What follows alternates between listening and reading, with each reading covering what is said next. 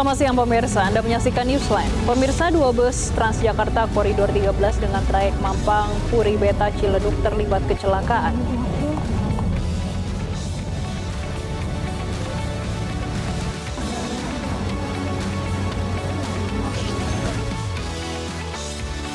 Menteri Koordinator Bidang Infrastruktur dan Pembangunan Kewilayahan Agus Harimurti Yudhoyono menegaskan pemerintah telah berkoordinasi dengan Kementerian Perhubungan untuk mengatur arus mudik dan arus balik Lebaran berbasis data statistik.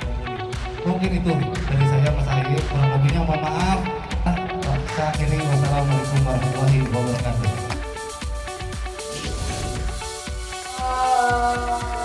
Pemirsa, hari ini Newsline juga akan menghadirkan santri tahfiz asal Ciputa, Tangerang Selatan yang menapaki jalan berbagai penghafalan Al-Quran hingga diterima di Universitas Al-Azhar, Kairo, Mesir.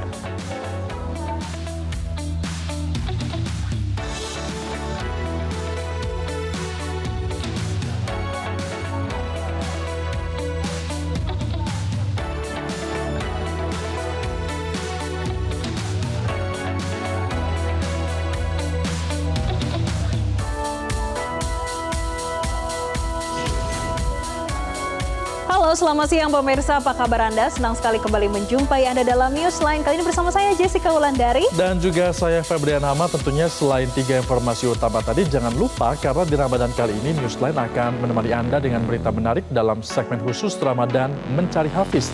Dan langsung saja kita akan mulai Newsline dengan menyimak Newsline Update selengkapnya. Pemirsa, 2 bus Transjakarta Koridor 13 dengan trayek Mampang Puri Beta Ciledug terlibat kecelakaan. Kedua bus mengalami rusak parah pada bagian depan. Kecelakaan bus terjadi di jalur khusus bus Rapid Transit Koridor 13 Transjakarta, tepatnya di lajur halte Cipulir, Kebayoran Lama di Jakarta Selatan. 2 unit bus Transjakarta terlibat tabrakan adu banteng di dalam jalur khusus. Akibat kerasnya benturan, bagian depan kedua bus mengalami kerusakan yang cukup parah. Sejumlah penumpang yang berada di dalam bus pun dilaporkan mengalami luka ringan, terutama akibat benturan saat insiden terjadi. Kecelakaan ini sempat menyebabkan gangguan operasional di Koridor 13 serta antrean bus di jalur tersebut. Pihak Transjakarta dan kepolisian turun ke lokasi untuk melakukan penanganan dan olah tempat kejadian perkara. Sementara itu, kecelakaan bus ataupun hal ini pun sampai dengan saat ini masih dalam proses penyelidikan.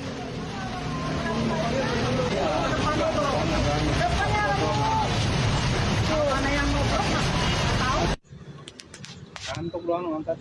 Iya, Pak.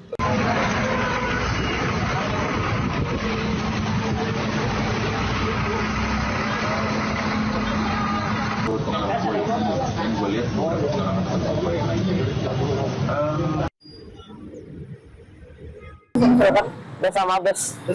Iya. Bagian mana yang rusak parah dari sepertian? Depan doang, bagian supirnya, belakangnya enggak. Tadi kan sempat kecelakaan, sempat ada keterlambatan nggak tadi? Nggak ada. Nggak ya. Ya jalur berarti tadi sempat masih bisa dilewati. Masih bisa. Pemirsa, Gubernur Jakarta Pramono Anung akan segera membahas pemberian akses dan izin olahraga padel yang semakin menjamur, utamanya di kawasan padat penduduk. Pramono menegaskan, apabila aktivitas tersebut mengganggu warga, maka akan ditertibkan. Demikian disampaikan Pramono usai membuka Focus Group Discussion atau FGD bersama dengan Pasar Jaya. Menurut Pramono, dirinya telah mendapat beberapa laporan keberatan dari masyarakat mengenai olahraga padel. Apabila lapangan padel dibangun di kawasan padat penduduk atau di tengah pemukiman warga, tentu akan mengganggu aktivitas. Untuk itu, pihaknya akan segera mengecek kawasan mana saja yang perlu untuk ditertibkan agar warga Jakarta tetap merasa nyaman. Pembisingan itu kan sebenarnya bisa diukur, terus ada gitu tuh, lubang gitu. Besok secara khusus Balai Kota akan mengadakan rapat tentang padel. Saya sudah meminta untuk yang memberikan perizinan dan juga mengkoordinasikan untuk padel itu mempersiapkan. Karena saya juga mendapatkan laporan berbagai tempat, misalnya di Haji Nawi, di Cilandak, kemudian di Rawamangun dan sebagainya tentang padel ini yang mendapatkan keberatan dari masyarakat. Dan itu saya yakin kalau masyarakat di sekitar padel itu keberatan pasti sangat terganggu. Bahkan ada yang bayinya 1,5 tahun nggak bisa tidur karena malam-malam orang masih berteriak-teriak main padel. Menurut saya juga nggak fair.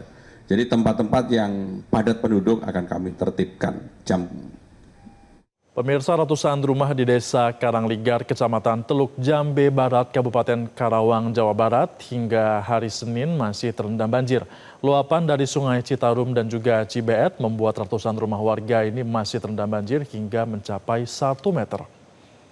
Banjir yang merendam ratusan rumah di Desa Karangligar, Kabupaten Karawang, Jawa Barat telah memasuki hari keempat. Banjir berasal dari Sungai Citarum dan Cibeet yang meluap sejak Jumat pekan lalu. Kendati mulai surut, namun ketinggian banjir masih di atas 1 meter. Bahkan di bagian dalam permukiman warga, ketinggian air masih di atas 2 meter. Situasi ini terjadi karena minimnya saluran pembuangan di wilayah tersebut. Dusun Kampek dan Dusun Pangasinan menjadi daerah langganan banjir karena berada di daerah cekungan. Sejumlah upaya dilakukan pemerintah daerah untuk membebaskan daerah tersebut dari ancaman banjir. Salah satunya dengan membangun pintu air dan rumah pompa untuk pengendalian banjir.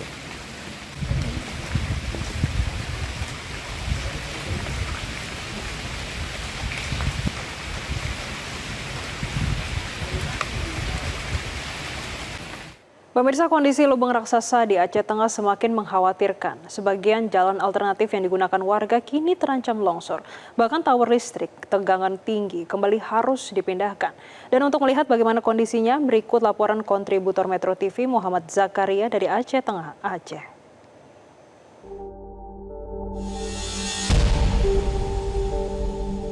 Pemirsa Metro TV, saat ini saya kembali berada di kawasan lubang raksasa yang terus terjadi longsoran aktif, dan memang hari ini juga sudah kembali terjadi longsor, sehingga memang akses jalan ini telah dibuka untuk jalur yang lain karena jalan alternatif sebelumnya sudah rusak dan tidak bisa dilalui oleh masyarakat.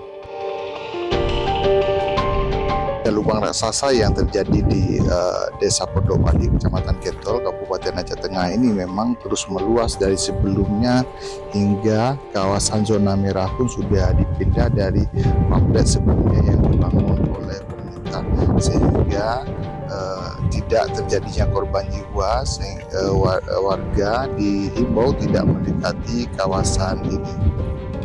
Lubang raksasa ini sendiri memang setiap harinya makin meluas karena longsoran aktif ini terus bergerak, apalagi saat kondisi hujan dengan intensitas sedang dan tinggi melanda kawasan Banda Meriah dan Aceh Tengah, sehingga longsoran ini dapat terjadi dengan seketika setiap menit atau setiap jamnya, dan memang seperti terlihat ini sudah semakin meluas dari sebelumnya. Meluasnya longsor atau lubang raksasa ini juga sudah kembali merusak jalan alternatif yang sebelumnya dibangun oleh pemerintah, sehingga untuk akses masyarakat tidak terganggu. Namun saat ini akses jalan alternatif ini pun sudah habis total, sehingga jalan alternatif lainnya kembali dibuka lewat Desa Blangpaku untuk menuju ke Kecamatan Ketol, atau dari arah Desa Blangpaku untuk menuju Kabupaten Banda Meriah atau Kecamatan Besam. Akibat meluasnya lubang raksasa ini juga berpengaruh kepada kabel dari SUTT milik PLN, sehingga memang PLN sudah mulai membuka kembali tower sementara atau tower darurat, di mana memang sebelumnya juga PLN sudah membuat satu tower darurat, dan saat ini sudah kembali membuat tower darurat lainnya agar tidak terganggu arus kelistrikan untuk Kabupaten Aceh Tengah dan Banda Meriah, karena memang longsor raksasa ini terus bertambah setiap harinya, sehingga sangat berpotensi untuk ambruknya tower yang ada di sekitar ini. Nggak kita akan ya ini pasti was-was karena ini lubang raksasanya udah hampir mendekati kampung warga ya. Kalau untuk kebun sendiri berarti nggak bisa dilalui lagi nih, Pak? Nggak bisa lagi ini karena ini udah putus semua.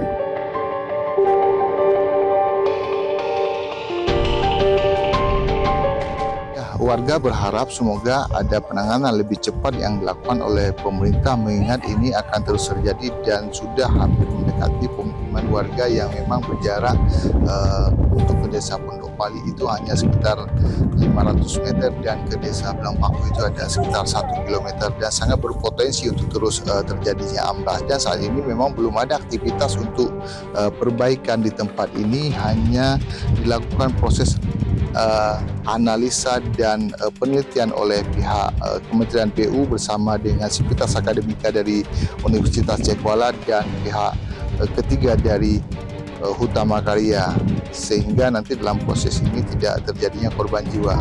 Namun begitu warga terus berharap lagi-lagi untuk proses percepatan pembangunan atau penanganan di lokasi lubang raksasa ini. Dari Kabupaten Aceh Tengah Aceh, Muhammad Zakaria, Metro TV.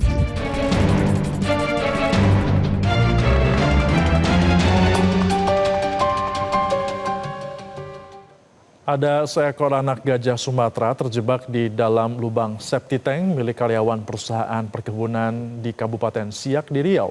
Proses evakuasi pun berlangsung dramatis karena kawanan gajah liar sempat mengamuk dan merusak sejumlah rumah warga di sekitar lokasi kejadian.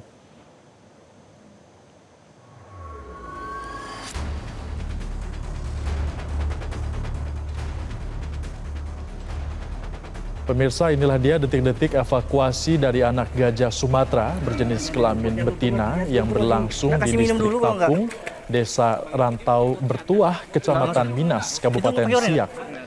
Anak gajah yang baru lahir tersebut terperosok ke dalam bak kotoran sedalam 2 meter. Tim mes karyawan, tim penyelamat satwa dari BBKSDA Riau yang tiba di lokasi pun langsung berupaya mengangkat tubuh hewan langka tersebut. Setelah berjibaku selama 45 menit, anak gajah akhirnya berhasil dikeluarkan dalam kondisi selamat. Sebelumnya situasi di lokasi sempat mencekam setelah kawanan gajah liar yang diduga induk dan kelompoknya mengamuk.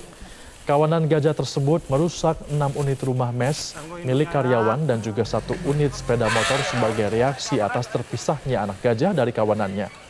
Usai evakuasi, petugas langsung menggiring anak gajah tersebut menuju ke hutan untuk kembali bergabung dengan induk dan kawanannya.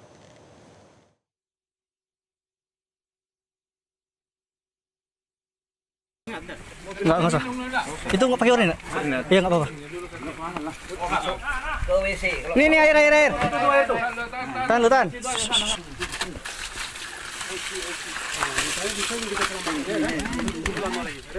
Kita kan pawang kita Hati ya.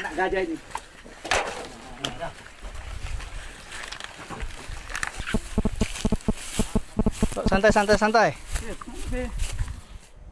Pemirsa, 2 bocah kakak beradik mengalami luka parah setelah diserang oleh gerombolan anjing liar di area pesawahan Wonomulyo, Kabupaten Polewali Mandar, Sulawesi Barat.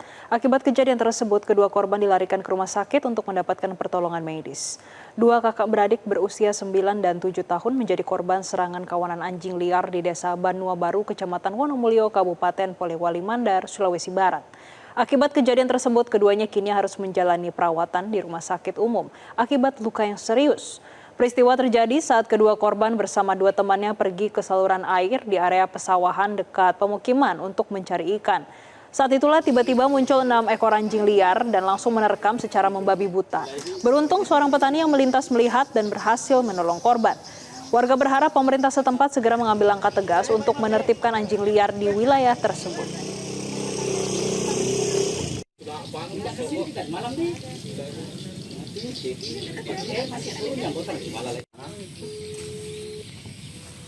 Usai jeda pariwara, Newsline masih akan segera kembali. Tetaplah bersama kami. Didukung oleh lawan ketombe dengan Zinc Booster baru. Ketombe no worries. Terima kasih pemirsa, Anda kembali menyaksikan Newsline dan kita lanjutkan ke informasi terkait dengan Menteri Koordinator Bidang Infrastruktur dan Pembangunan Kewilayahan. Agus Harimurti Yudhoyono menegaskan pemerintah telah berkoordinasi dengan Kementerian Perhubungan untuk mengatur arus mudik dan arus balik Lebaran berbasis data statistik. Pemerintah juga mempercepat perbaikan infrastruktur jalan dan menyiapkan rest area yang memadai. Informasi selengkapnya tunggu apa lagi bersama Kata Oma. Telur gabus Kata Oma. Baru jagung bakar mentega. Jagung bakarnya nendang, menteganya meleleh di mulut. Rasakan kasih sayang Oma di kerenyahannya.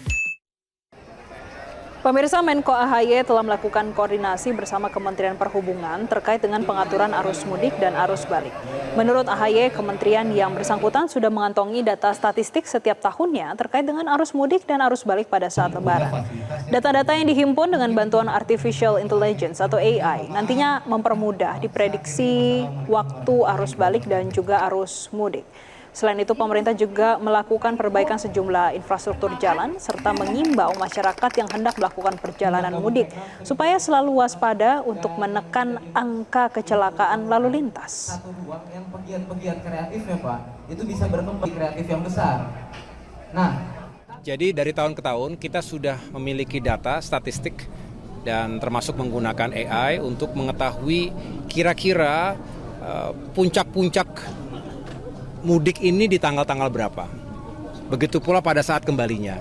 Sehingga perlu pengaturan work from anywhere. Jadi satu hal, kita ingin mengurai kemacetan tidak terpusat di 1-2 hari tertentu. Menyiapkan arus mudik yang baik itu pertama tentu prasarana, tapi yang kedua adalah mengedukasi juga masyarakat agar lebih menyadari bahwa jangan sampai kita terlibat dalam kecelakaan yang mengakibatkan apalagi fatalitas karena kelelahan. Progres pembangunan hunian tetap atau huntap bagi korban banjir di Kecamatan Kejuruan Muda, Kabupaten Aceh Tamiang terus berjalan. Kapolda Aceh turun langsung meninjau lokasi untuk memastikan proyek yang dibangun Polri selesai sesuai dengan target. Kapolda Aceh Irjen Pol Marzuki Ali Basyah meninjau langsung progres pembangunan hunian tetap bagi masyarakat terdampak banjir Kecamatan Kejuruan Muda Aceh Tamiang.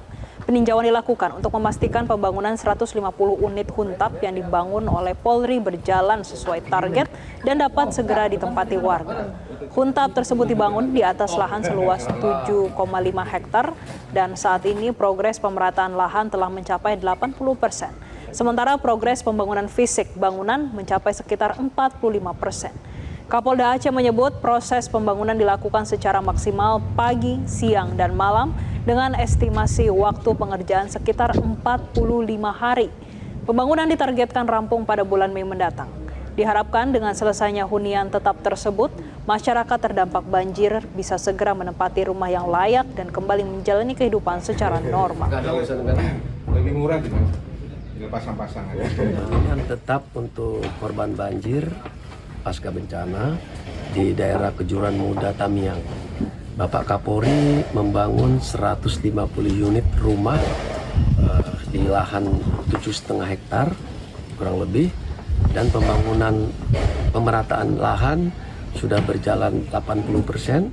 Untuk bangunan sementara ini baru berjalan kurang lebih 45%. Kita bekerja di sini bahu-membahu pagi siang malam, memakan waktu sampai hari ini sudah 45 hari.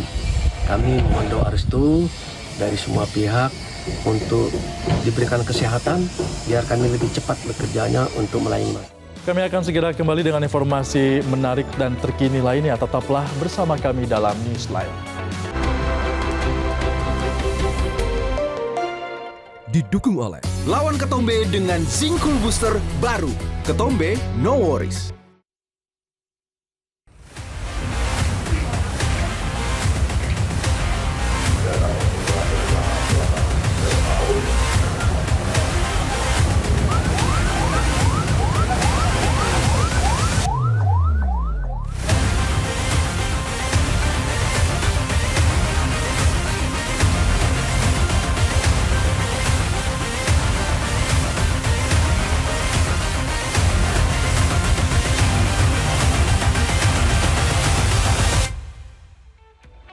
Pemirsa, Anda kembali di Newsline. Kita sekarang masuk ke segmen berkas bedah fakta kriminalitas.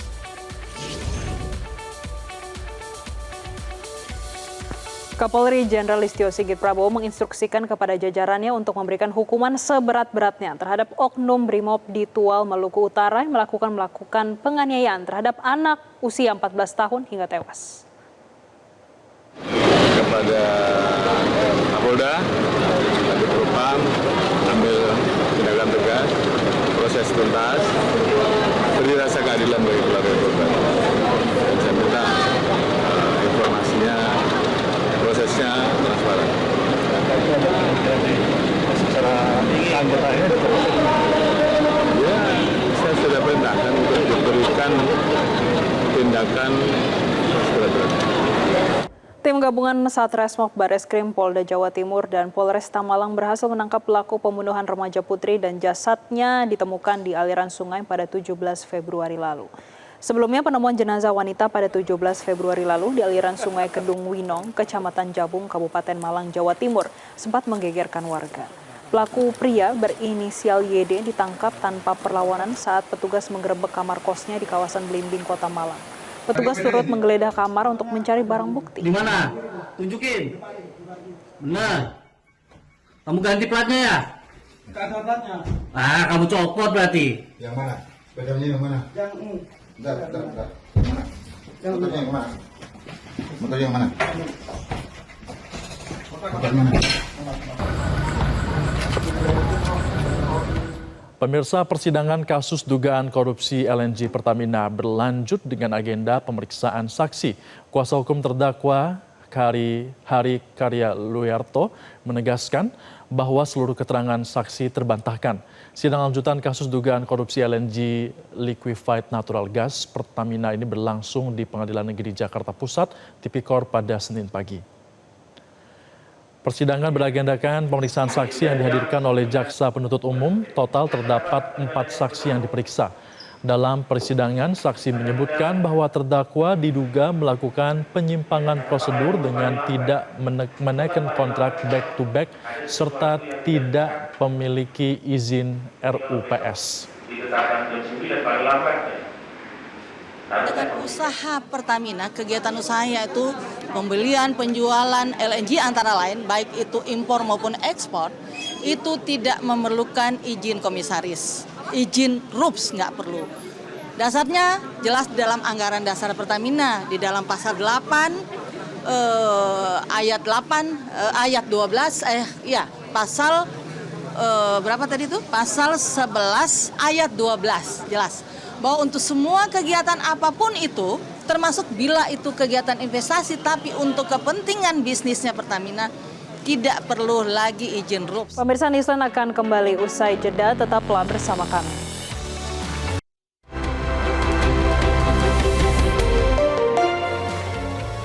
Terima kasih pemirsa, Anda kembali menyaksikan Newsline dan kali ini kami hadirkan sejumlah informasi dari dunia ekonomi dan bisnis dalam Newsline Bisnis berikut ini.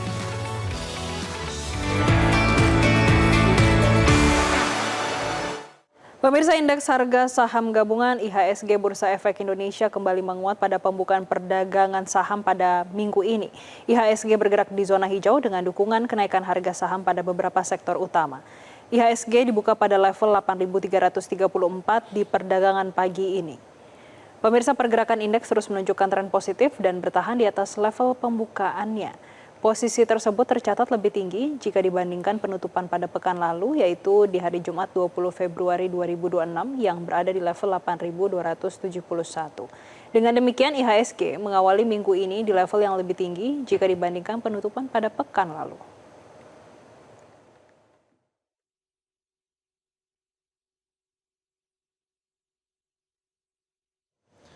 Pemirsa, penukaran uang yang baru masih menjadi hal yang dicari oleh masyarakat, terlebih untuk kebutuhan Idul Fitri. Di Yogyakarta, penukaran uang ini sudah dapat dilakukan. Bank Indonesia, Kantor Perwakilan Daerah Istimewa Yogyakarta sudah menyiapkan sebanyak 4,99 triliun rupiah selama Ramadan dan juga Idul Fitri 2026. Pelayanan jasa penukaran uang baru selama periode Ramadan dan Idul Fitri 2026 kini sudah dapat dilakukan oleh masyarakat.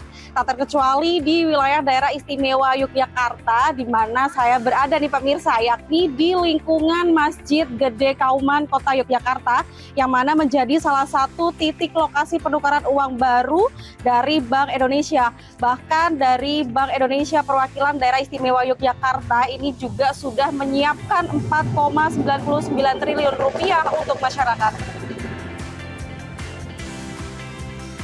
Sejak pagi masyarakat sudah mulai terlihat berdatangan dan antri untuk melakukan penukaran uang baru di lingkungan Masjid Gede Kauman Kota Yogyakarta. Pihak Bank Indonesia secara resmi telah membuka pelayanan jasa penukaran uang baru selama periode Ramadan dan Idul Fitri. Selain itu, Bank Indonesia juga merilis program Serambi 2026 atau Semarak Rupiah Ramadan dan Berkah Idul Fitri. Program tersebut sudah berlangsung mulai 23 Februari hingga 12 Maret mendatang.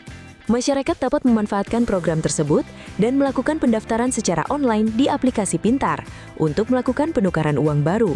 Masyarakat mengaku sangat terbantu dengan adanya program yang dicetus oleh Bank Indonesia. Mereka juga mengaku sangat mudah saat mendaftar secara online dengan panduan yang sangat jelas. Ya, soalnya tahun-tahun sebelumnya itu lumayan susah ya Mbak nge-war-nya itu.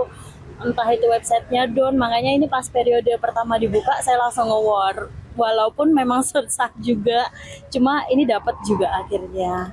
Jadi mending di awal sih, daripada nanti mendekati mepet-mepet malah nggak kebagian gitu.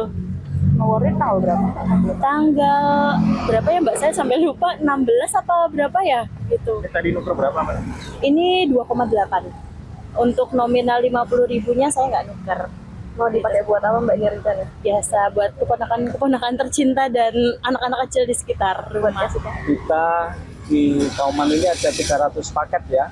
Jadi pada saat ini kita sudah melihat beberapa masyarakat yang telah menggunakan aplikasi Pintar dalam rangka melakukan penukaran untuk menyambut hari besar keagamaan Idul Fitri ya. Jadi ini tentu dalam rangka memberikan kemudahan melayani masyarakat menukarkan uang, di mana biasanya tentu masyarakat pada saat hari Lebaran nanti akan memberikan uang ini kepada startup family dan seterusnya. Dalam sehari, Bank Indonesia hanya melayani sebanyak 300 orang. Setiap orang hanya dapat menukarkan uang baru maksimal sebesar Rp5.300.000 dengan rincian pecahan Rp1.000 hingga Rp50.000. Ya pemirsa, di lokasi Masjid Gede Kauman Kota Yogyakarta ini terlihat sejak pagi tadi juga sudah mulai terlihat masyarakat yang antri ingin menukarkan uang baru. Di mana Bank Indonesia sendiri ini juga sudah menyiapkan beberapa lokasi yang ada di Yogyakarta, yakni ada di masjid, di sejumlah masjid, kemudian ada di kantor bank umum, lalu ada juga di lokasi terpadu penukaran uang di halaman pendopo Graha Wana Bakti Yaksa. Kemudian pelayanan ini juga dibuka mulai pada pukul 9 pagi hingga 11 siang. Berikut laporannya dari Kota Yogyakarta, Nuzul Nugraheni, Metro TV. Hijab bagi wanita muslim menjadi salah satu kebutuhan yang tak terpisahkan. Di bulan Ramadan ini, salah satu UMKM hijab rumahan di Sidoarjo banjir pesanan. Permintaan terus meningkat untuk kebutuhan lebaran, aktivitas ibadah hingga hampers hari raya. Aktivitas produksi di UMKM Pos Hijab Sidoarjo meningkat drastis memasuki Ramadan. Jumlah pesanan bertambah dibanding hari biasa, terutama untuk kebutuhan lebaran dan hampers hari raya. Sebagian besar konsumen mencari hijab untuk melengkapi busana lebaran dan menyesuaikan dengan warna pakaian yang sudah dibeli. Tak hanya untuk hari raya, hijab juga banyak dicari untuk menunjang aktivitas selama Ramadan. Biasanya orang yang pengenaan hijab untuk keseharian sekarang nambahkan untuk ke masjid, untuk terawih dan lain sebagainya, untuk ngabuburit itu juga.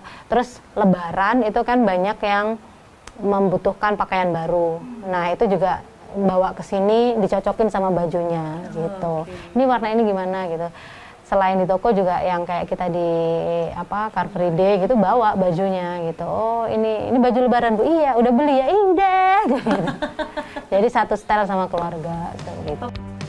Bahan yang adem dan nyaman menjadi pilihan, terutama untuk digunakan saat beribadah dan beraktivitas di cuaca yang terik. Menariknya, permintaan hampers dan paket oleh-oleh juga ikut meningkat. Dengan harga terjangkau, hijab ini banyak dipilih sebagai hadiah untuk keluarga ataupun kerabat saat lebaran. Selain itu juga yang signifikan itu peningkatan permintaan untuk oleh-oleh. Jadi kalau pulang kampung atau biasanya ngasih persenan atau hampers itu kita dianggap terjangkau kan ya. Jadi kayak gini, kita kan misalnya 20 ribuan ya. Terus sama paper bag-nya, ini udah dikasih gini, dimasukin gini. Ini orang-orang pada rame pesen. udah dikasih gini itu nggak kelihatan kalau 20 ribuan, tapi bagus gitu loh. Jadi pada pesen semua gitu. Jadi ini salah satu yang kenceng untuk meningkatkan permintaan Ramadan Lebaran. UMKM ini bermula dari usaha kecil sebagai reseller, kemudian berkembang memproduksi sendiri dengan melibatkan penjahit lokal.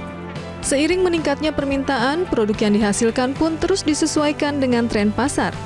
Model hijab dibuat fleksibel dan bisa digunakan berbagai usia. Pemilihan warna saat ini didominasi nuansa earth tone yang banyak diminati konsumen. Ya kalau beda banget loh sama sebelum-sebelumnya ya. Sebelum-sebelumnya itu kan rame tuh tren cewek kue. Ya, itu tuh jadi warna kayak purple, oranye, terus marun, terus toska, ditabrak-tabrakin itu tuh trennya itu. Tapi kalau sekarang tuh lebih ke earth tone. Jadi kayak koko, latte, mocha gitu ya. Terus Milo, Nutella gitu-gitu, warna-warna ke coklat-coklatan gitu. Pemasaran dilakukan secara offline dan online, termasuk melalui media sosial dengan konten promosi yang unik dan menarik. Strategi ini membuat produk pos hijab tak hanya digemari pasar lokal, namun juga dikirim ke berbagai daerah di Indonesia. Ramadan menjadi momentum bagi UMKM hijab rumahan ini untuk terus berkembang dan menjangkau pasar yang lebih luas. Bisa ditutupin. Oke, terima kasih Mbak Wida. Nah pemirsa, ini adalah salah satu karya dari para pekerja pos hijab yang dibilang usia non produktif, tapi kita bisa lihat sendiri bagaimana karya mereka rapi jahitannya, dan tentunya pilihan kain dari pos hijab ini nyaman banget. Kita bisa melihat bagaimana karya-karya mereka ternyata bisa terus menggerakkan perekonomian khususnya di wilayah Sidoarjo. Dari Sidoarjo, Belinda Firda, Haris Ramadhani, Metro TV.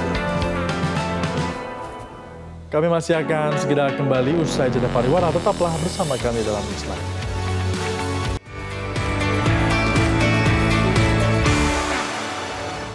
Terima kasih Anda masih bersama kami dalam Newsline. Pemirsa, pada periode Ramadan, aktivitas belanja online masyarakat semakin tinggi. Industri logistik turut memastikan bahwa seluruh paket pesanan masyarakat dapat terdistribusi dengan cepat dan juga aman. Informasi selengkapnya tunggu apa lagi bersama Kata Oma. Telur gabus Kata Oma. Baru, jagung bakar mentega. Jagung bakarnya nendang, menteganya meleleh di mulut. Rasakan kasih sayang Oma di kerenyahannya. Perkembangan teknologi membuat pola belanja masyarakat berubah menjadi lebih cepat dan efisien, terutama pada momen spesial. Frekuensi transaksi belanja online masyarakat semakin tinggi. Seperti pada momen Ramadan menjadi berkah bagi para penjual pakaian muslim. Seperti Sokia Ima, owner toko Kiaza yang berada di Jakarta Utara, turut kecipratan berkah Ramadan. Dagangannya seperti pakaian muslim serta hijab saat ini laris diburu masyarakat dari laman toko online-nya. Alhamdulillah untuk traffic bulan Ramadan kita bisa melonjak 2 kali lipat dari hari-hari sebelumnya.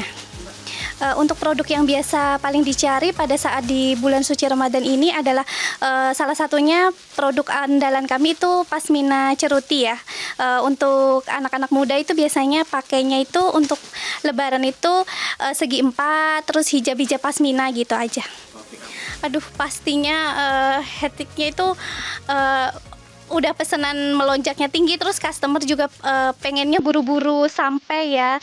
Tapi jangan khawatir, kami selaku owner menambah karyawan khusus untuk gimana caranya pesanan kalian itu bisa sampai dengan cepat.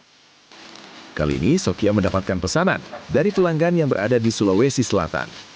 Bersama karyawannya, Sokia memastikan paket pesanan buyer telah disiapkan secara rapih dan aman sesuai dengan SOP.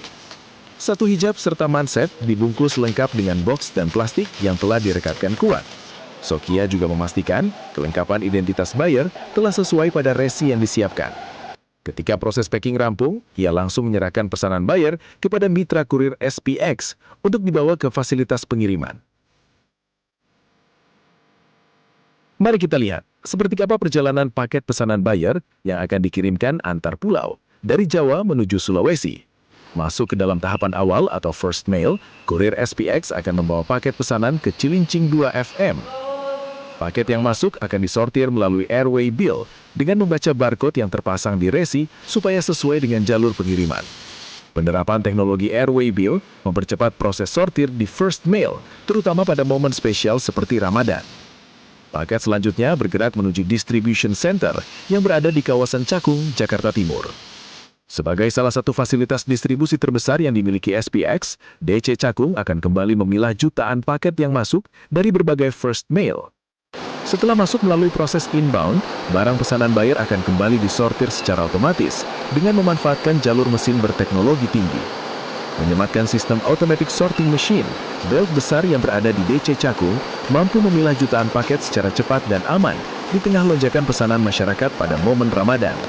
Tentunya nanti kita menghadapi Ramadan campaign, kita berusaha semaksimal mungkin untuk mengoptimalkan ya dengan sumber daya yang kita punya, dan kita bisa mempercepat proses pengiriman ke paket-paket ke para pelanggan dengan cepat dan aman dan efisien tentunya. Kita punya ada 2 teknologi. Untuk yang di area inbound, kita ada inbound telescopic conveyor, kemudian kita ada di belakang kita ini ada ya, itu kita sebut ASM, auto sort machine. Ada 2 teknologi yang kita andalkan dan sangat membantu tim operasional dalam melakukan proses sehari-hari operasional. Dari salah satu pusat sortir logistik terbesar yang ada di Indonesia, dari DC Cakung Jakarta kini terus beraktivitas untuk memastikan seluruh paket pesanan masyarakat ini dapat terkirim dan tersortir secara maksimal, cepat, dan juga tepat waktu sampai di lokasi tujuan. Misalnya, kalau Anda penasaran seperti apa tampak dalam dari DC Cakung yang berada di Jakarta Timur ini, di belakang saya ini telah menggunakan teknologi yang mutakhir dan juga tinggi. Menggunakan sistem automated short machine, memastikan seluruh paket yang telah dikirimkan dari para seller atau penjual ini dapat tersortir dalam kurun waktu kurang dari 1 jam. Paket dapat terpilah secara otomatis menuju sublokasi tujuan masyarakat.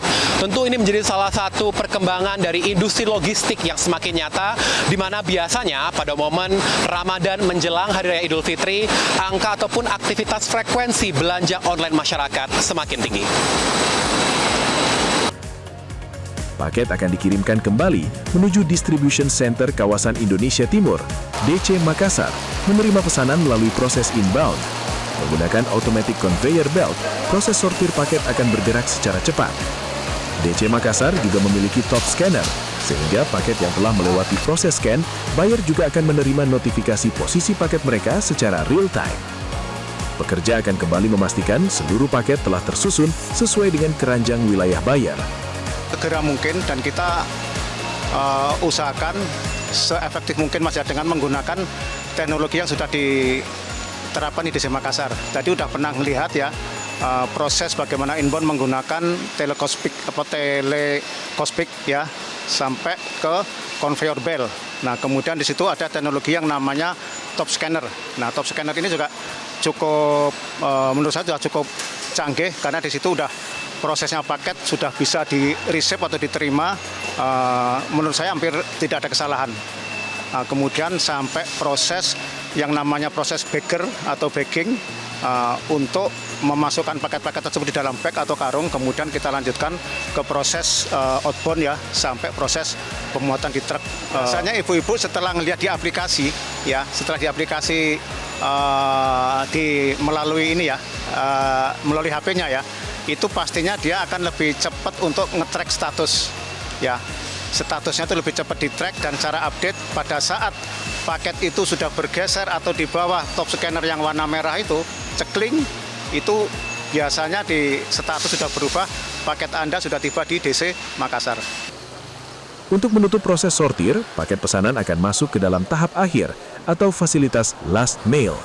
Kali ini fasilitas last mail berada di Boton Marananu, Sulawesi Selatan. Truk pengangkut paket akan menyerahkan pesanan masyarakat kepada petugas yang berada di last mail. Petugas memastikan dan meletakkan paket sesuai dengan peta kawasan. Bersama dengan kurir last mail, paket akan kembali disusun sesuai dengan jarak, agar paket dapat dikirimkan secara efisien. Kali ini, kurir akan membawa paket dari toko Kiaza menuju buyer yang berada di Desa Tanah Karaeng, Kabupaten Goa, Sulawesi Selatan. Melewati berbagai kondisi medan, kurir memastikan paket diangkut dengan aman sebelum diserahkan kepada penerima. keamanan serta kondisi paket menjadi standar pelayanan SPX dalam proses rantai distribusi. Melihat tren belanja masyarakat semakin minat secara daring, SPX berkomitmen menjaga keamanan paket pesanan bayar. Sekarang, Ariski selaku buyer telah menerima paket busana muslim yang ia pesan dari Jakarta dengan aman untuk istri tercinta. Paling baju lebaran untuk hijab, celana untuk istri dan anak. Itu pembelian langsung nggak ada asalnya dari mana kita? Dari Jakarta. Dari Jakarta. Pengiriman online gimana masalahnya belanja online momen kayak gitu? Kadang bagus, kadang dia pengirimannya kadang 3-5 hari lah. Barangnya udah sampai. Tadi barang diterima selamat, apakah ada yang terputar? Bagus. Barang bagus ya, Sesuai dengan yang kita pesan. Ya pasti seru karena kan banyak promo. Apalagi dipikirlah kalau mau pergi di kota kan lebih jauh, mending pesan saja, tinggal tunggu di rumah, nanti diantarkan sama kurirnya. Pada momen Ramadan hingga Lebaran, dari Center of Economic and Law Studies mencatat pergerakan ataupun frekuensi transaksi belanja online di masyarakat angkanya lebih tinggi 50% dibandingkan pada hari normal. Tentu ini berdampak pada tingginya aktivitas di industri logistik yang masuk dalam rantai pergerakan dari transaksi belanja online di masyarakat. Kalau kita kembali flashback atau melihat perjalanan paket yang telah dikirimkan dari penjual yang berada di utara Jakarta, dan kini paket telah mendarat dengan selamat dan telah diterima oleh buyer yang berada di Kabupaten Goa, Sulawesi Selatan, kita melihat bagaimana perjalanan dari pergerakan pesanan masyarakat yang melewati proses yang ketat dan juga melibatkan sejumlah sumber daya masyarakat maupun juga teknologi berkemampuan tinggi untuk memastikan pergerakan dari paket-paket pesanan masyarakat ini dapat berjalan dengan cepat, efisien, dan juga diterima dengan masyarakat dengan aman. Kalau kita kembali lihat masuk dari distribution center yang berada di Cakung, lalu masuk melewati sejumlah first mile, lalu kembali masuk ke DC yang berada di Makassar, dan sebelum mendarat di tangan masyarakat, ini juga sempat melewati quality control dan pemisahan secara otomatis maupun juga screening dari para petugas yang berada di last mile sebelum nantinya kurir bersiap untuk mengantarkan paket dan telah diterima di Desa Tanah Karaeng yang berada di Kabupaten Goa, Sulawesi Selatan. Tentu pergerakan dari industri logistik ini akan terus berkembang secara cepat mengingat kebutuhan ataupun tingginya transaksi aktivitas belanja online masyarakat semakin tinggi setiap tahunnya dengan sejumlah benefit yang bisa dirasakan oleh masyarakat. Dari Kabupaten Goa, Sulawesi Selatan, Insan Suwardi, Metro TV. Pemirsa, usai jeda, sesaat lagi Newsan akan menghadirkan santri tahfiz asal Ciputat, Tangerang Selatan yang napaki jalan sebagai penghafal Al-Quran hingga diterima di Universitas Al-Azhar Kairo, Mesir. Tetaplah bersama kami dalam Newsline.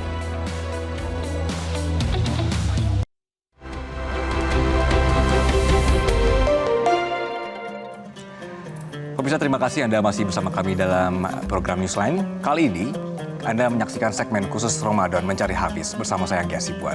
Kami hadirkan pemirsa kisah-kisah inspiratif para penghafal Al-Quran sebagai wujud penghormatan kami kepada mereka yang menjaga kalamullah dan mengamalkannya dalam kehidupan, serta menyebarkan ajaran Islam dengan penuh keikhlasan.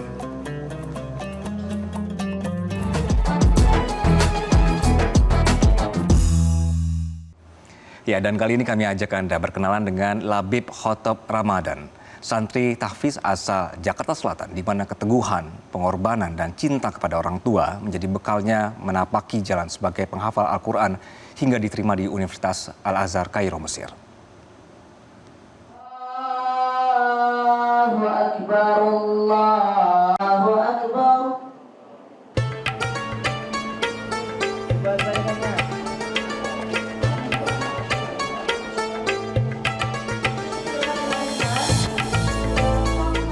Labib Khotob Ramadan lahir dan tumbuh di Jakarta Selatan. Sejak usia dini, ia telah dikenalkan Al-Quran oleh kedua orang tuanya. Saat menginjak usia 4 tahun, Labib mulai belajar membaca hingga menghafal Al-Quran secara bertahap. Kesungguhan orang tua membawa Labib melanjutkan pendidikan di Madrasah Ibtidaiyah Bait Qur'ani, Ciputat. Meski jarak dari rumah cukup jauh, dukungan keluarga tak pernah surut. Hasilnya, saat lulus sekolah dasar, Labib telah menghafal 6 juz Al-Quran dan memantapkan langkah ke jenjang berikutnya. Saya di sini di MTS ini saya menginap dan di situ saya sangat sedih sekali karena saya harus berpisah dari keluarga saya.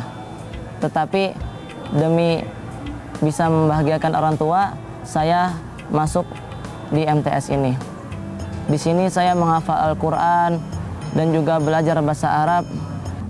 Kata Allah, kalau kita hafiz Al-Quran, hafal Quran, nanti di akhirat kelak kita bisa memberikan 10 syafaat kepada orang-orang yang kita cintai untuk masuk surga. Dan juga kita dapat memberikan mahkota kebesaran dan juga jubah kemuliaan bagi kedua orang tua kita. Memasuki jenjang sanawiyah, Labib harus berpisah dari keluarga dan tinggal di pondok. Rasa sedih tak terhindarkan, namun tekad untuk membahagiakan orang tua membuatnya bertahan. Di dalam pondok, Labib memperdalam tahfidz dan bahasa Arab bersama para guru pembimbing. Kini, Labib sedang berjuang mengejar mimpinya kuliah di Universitas Al-Azhar Kairo. Ia pun menjalani hari-harinya lebih keras dengan memperdalam bahasa Arab, mengurangi waktu bermain, dan lebih fokus belajar dibanding teman-temannya. Untuk kebaikan diri kita sendiri, kedua orang tua kita, guru-guru kita. Di balik prestasinya, Labib menyimpan kisah pilu. Keterbatasan ekonomi keluarganya menjadi tantangan besar. Tak hanya itu, kabar duka datang dari orang yang paling ia cintai. Ibunda Labib wafat pada November 2025. Kini Labib dikenal sebagai santri yang disiplin dan berprestasi. Bangun lebih awal untuk murojaah, aktif mengikuti lomba tahfidz dan dakwah, serta bercita-cita menjadi ulama di Indonesia. Ia ingin menjadi bagian dalam mencetak generasi muda penghafal Al-Quran yang berakhlak dan berilmu.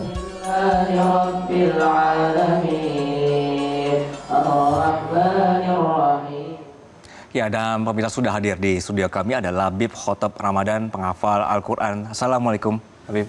Waalaikumsalam warahmatullahi wabarakatuh. Waalaikumsalam. Dan sudah hadir juga ada Rijal Ahmad Rangkuti, juara MTQ Nasional dan MHQ Internasional Cabang Hafiz Al-Quran 30 Juz. Assalamualaikum Pak Rijal, ketemu lagi. Sehat ya Pak ya? Baik.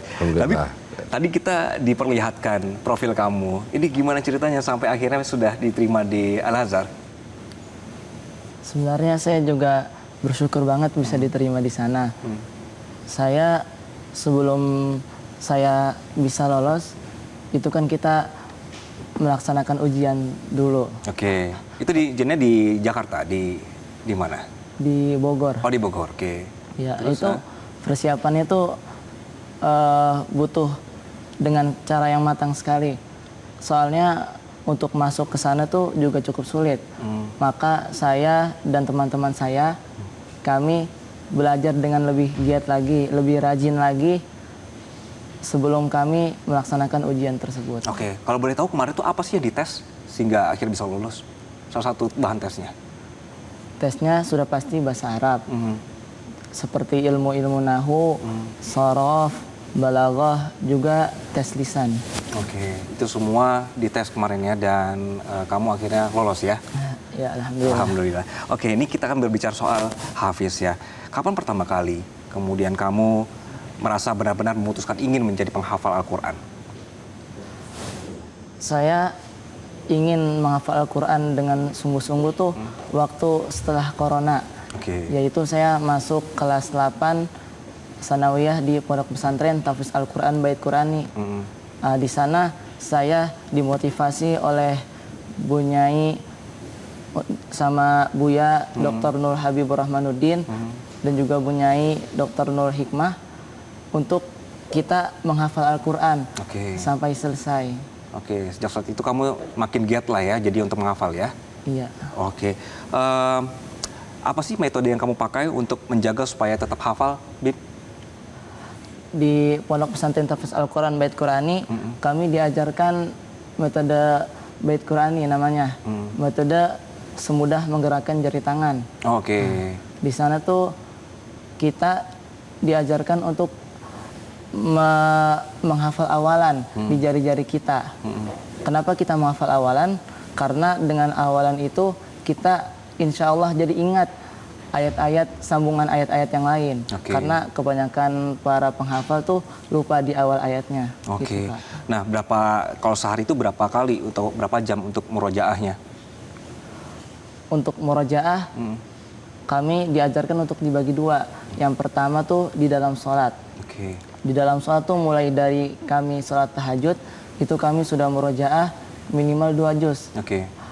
Dan dilanjutkan di sholat rawatib seperti qobliyah subuh, qobliyah zuhur, badiah zuhur, qobliyah asar, qobliyah ba'diyah maghrib dan isya, juga sholat duha. Nah, di situ kami sudah bisa sampai 5 juz untuk murojaah. Belum ntar murojaah di selain sholat. Gitu. Jadi secara otomatis terhafal terus, jadinya teringat terus begitu ya. Baik, kita bicara soal hafalan, Pak Rizal seperti biasa pemirsa akan mengajak Ananda kita untuk sambung ayat. Silakan Pak Rizal. Ya, baik.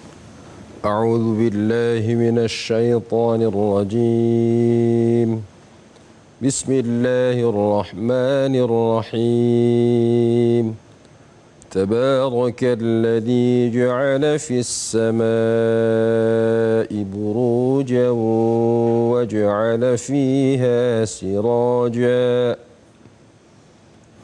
A'udzu billahi minasy syaithanir rajim.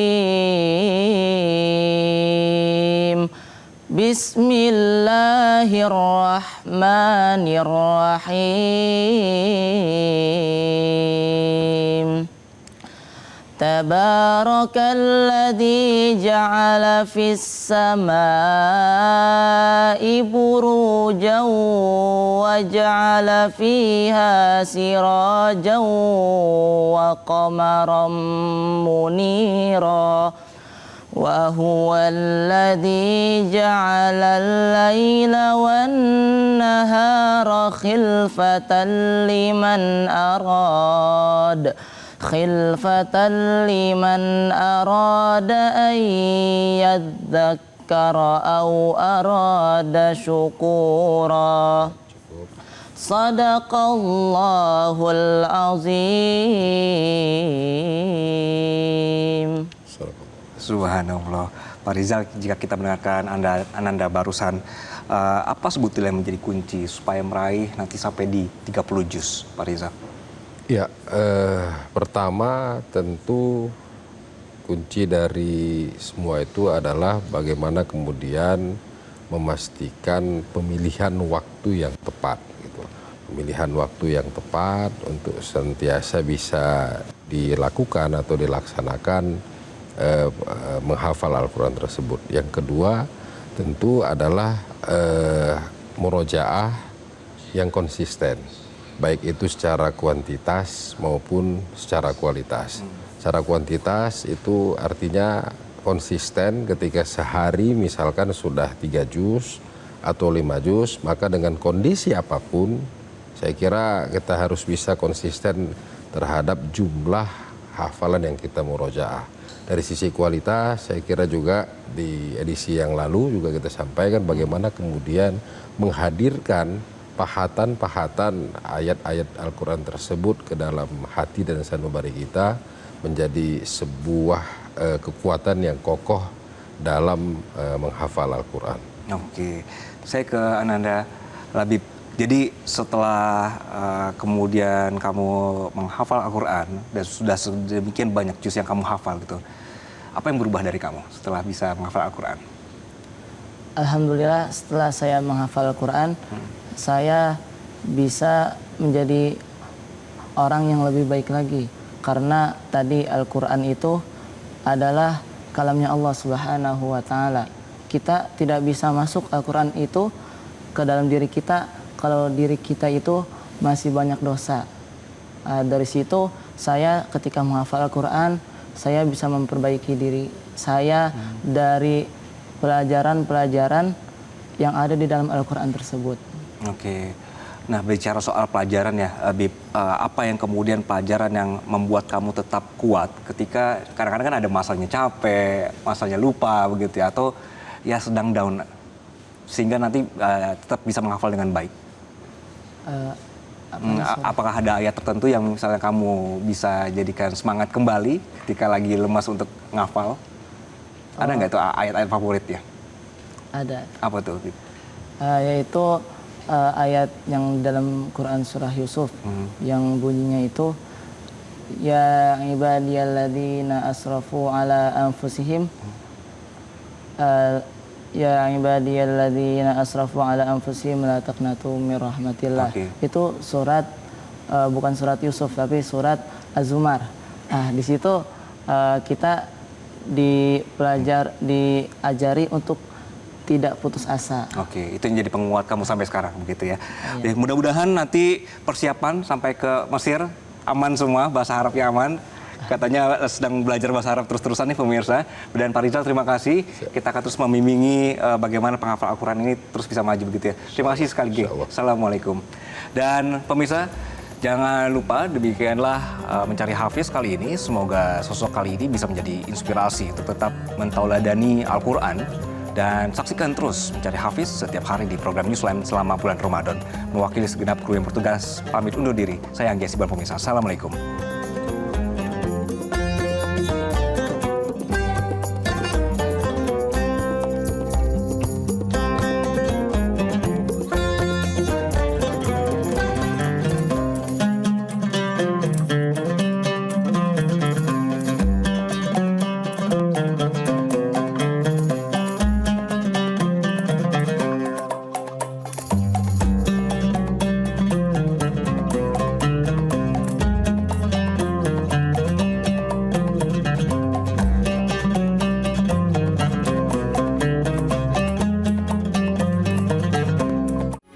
Metro TV